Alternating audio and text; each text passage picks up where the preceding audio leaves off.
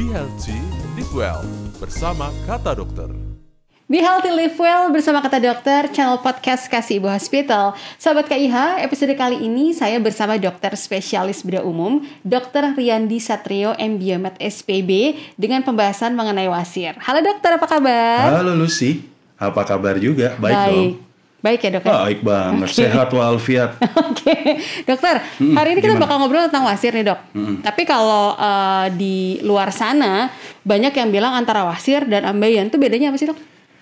Gini, wasir sama ambeien itu bahasa awam. Wasir dan ambeien, kalau bahasa kedokteran cuma satu, hemoroid. Jadi sebenarnya sama.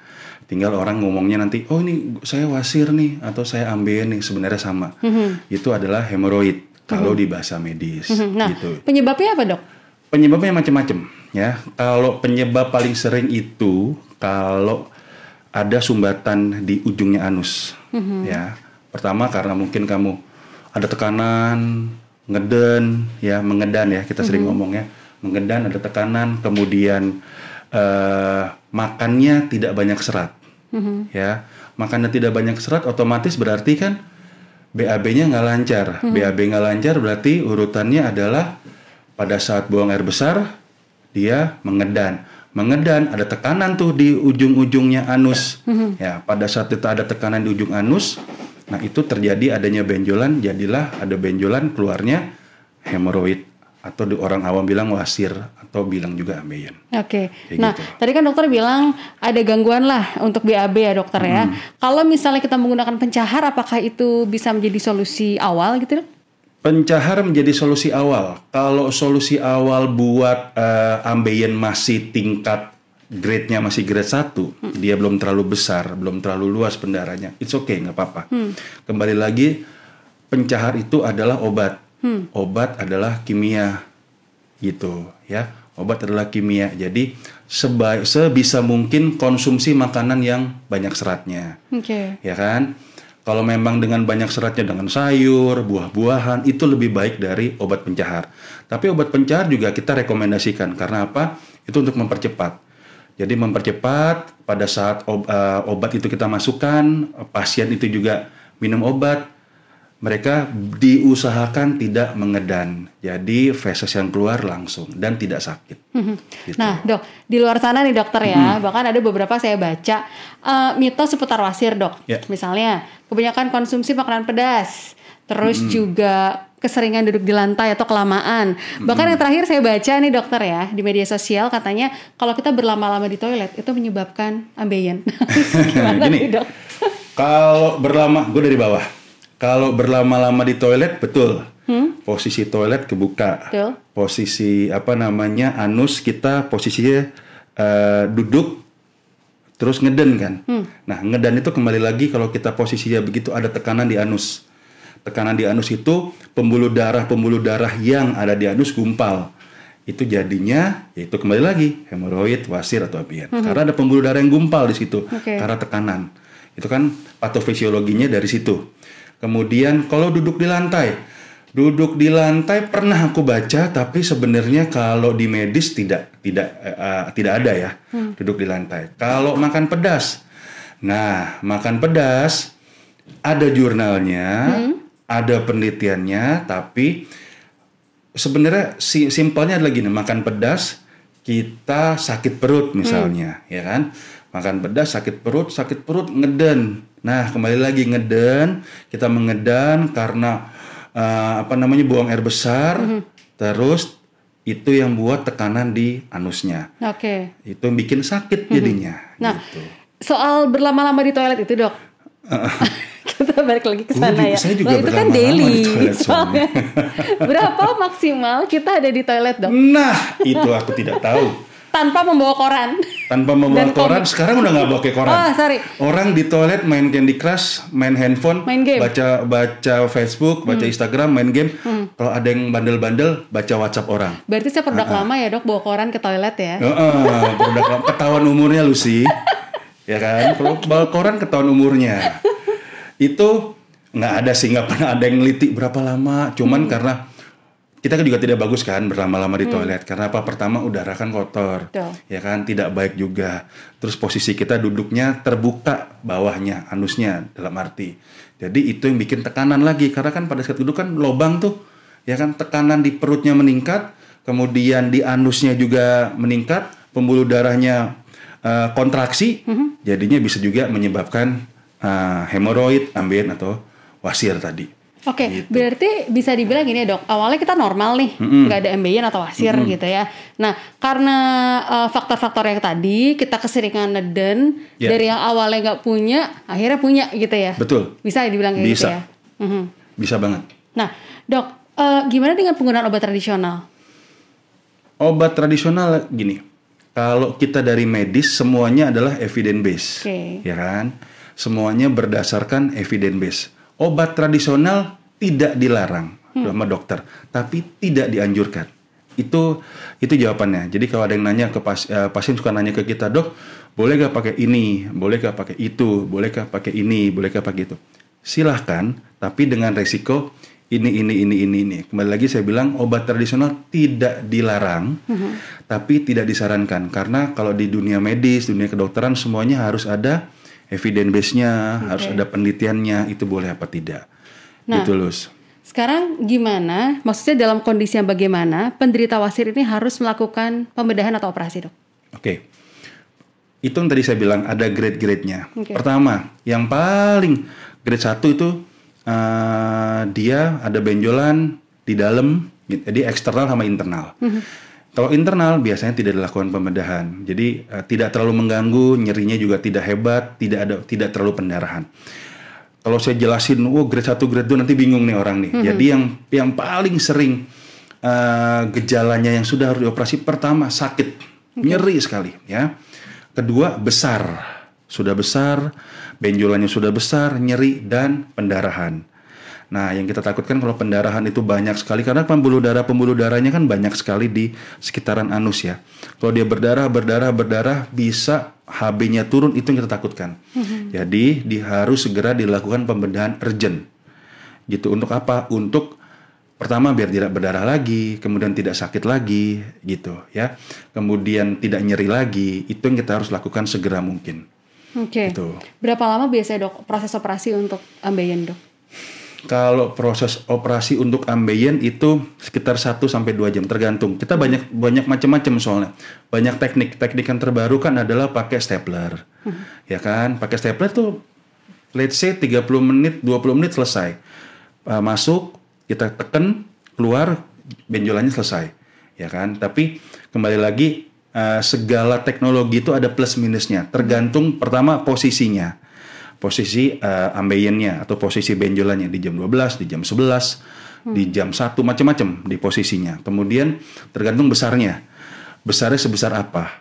Gitu. Kalau dia besar terus gumpalannya banyak, operasi bisa lama. Gitu ya. Kemudian tergantung pendarahannya juga, sama tergantung derajatnya juga. Gitu. Itu mempengaruhi. Ada efek samping setelah operasi nggak sih, dok?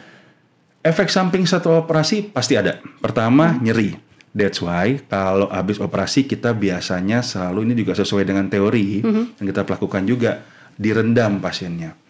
Direndam biar dia tidak terlalu sakit dan cepat kering lukanya. Itu pagi sore direndam. Ada cairannya namanya, kita sebut merek lah nggak boleh. Pokoknya kita rendam. Ya bisa pakai. Cara rendamnya gimana? Pakai baskom. Oh, jadi pasien duduk di baskom gitu? Pasien duduk di baskom, direndam 10 menit, 15 menit, dia direndam, misalnya pagi habis mandi, direndam, sore lagi, rendam, itu untuk mengeringkan lukanya ya, bekas operasinya. Baskomnya harus cukup kuat berarti, dok? Ya, karena sejujurnya saya juga selalu bilang sama pasien-pasien bahwa operasi hemoroid ini adalah operasi yang sakit. Ya kan, operasi yang menyakitkan. Memang dibius, tapi afternya, post operasinya pasti sakit.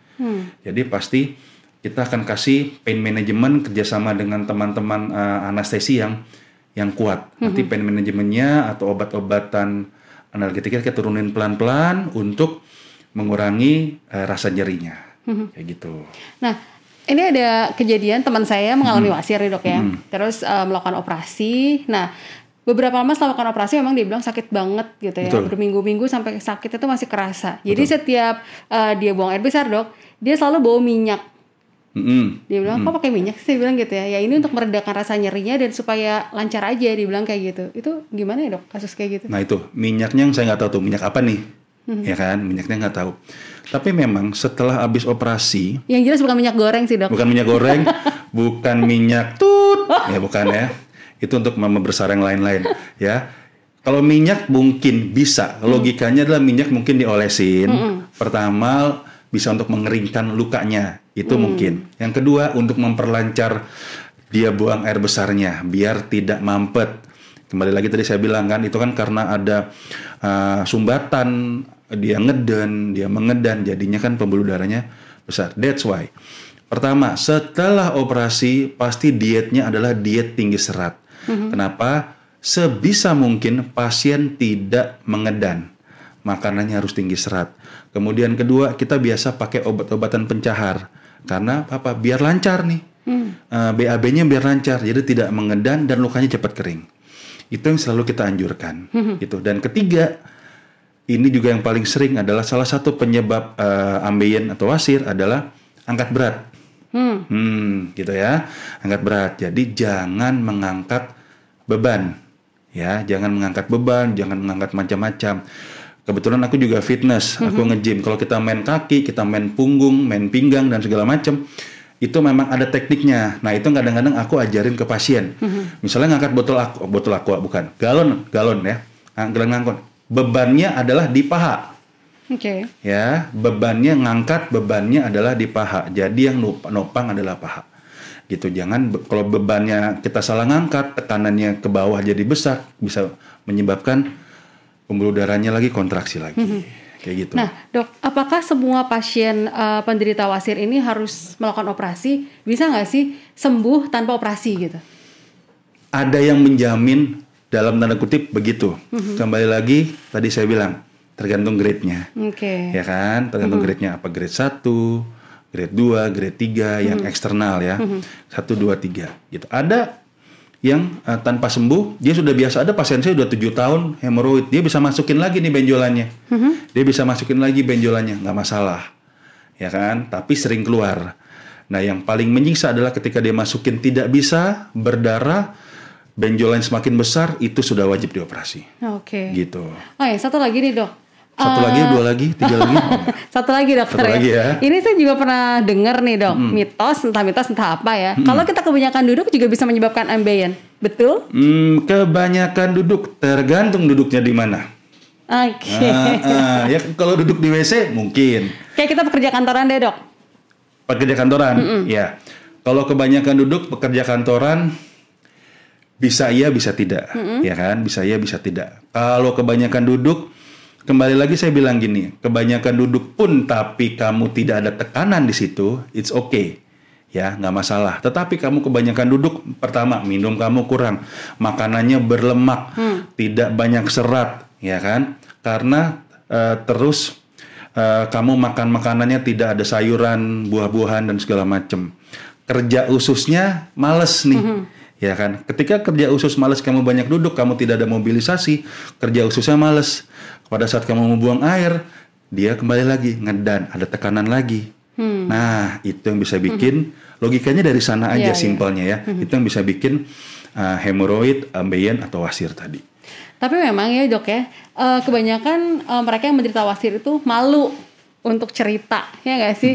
Karena mungkin kan terlihat dari luar kayak kenapa sih kok nggak enak banget ya, gitu, kayak sesuatu. Iklan ya, Bo. Iya. Nah, jadi buat sahabat KIH yang memang memiliki gejala-gejala wasir tadi yang sudah disampaikan oleh dokter, kalau misalnya tidak bisa share sama kita langsung aja ngobrol sama Dokter Yandi ya, Dokter ya. Yoi. Mungkin bisa Siap. di-share di mana Dokter praktek bisa dan jam berapa? Bisa ngobrol sama saya di Rumah Sakit Kasih Ibu Kedonganan. Saya jam prakteknya jam 8 sampai jam 16 sore, hari Senin sampai dengan Jumat, hari Sabtu dari jam 8 sampai jam 1 siang. Dokter, thank you. Thank udah you, mampir Lucy. ke studio Kata Dokter. Siap. Semoga banyak yang sembuh dengan dilakukan pembedahan oleh Dokter Yandi. Amin, Ya. amin. Oke. Jangan lupa juga untuk follow Instagram Kasibu Hospital untuk mendapatkan informasi seputar kesehatan dan juga subscribe channel YouTube kita KIH TV. Kalau gitu Lucy pamit, sampai ketemu di episode selanjutnya.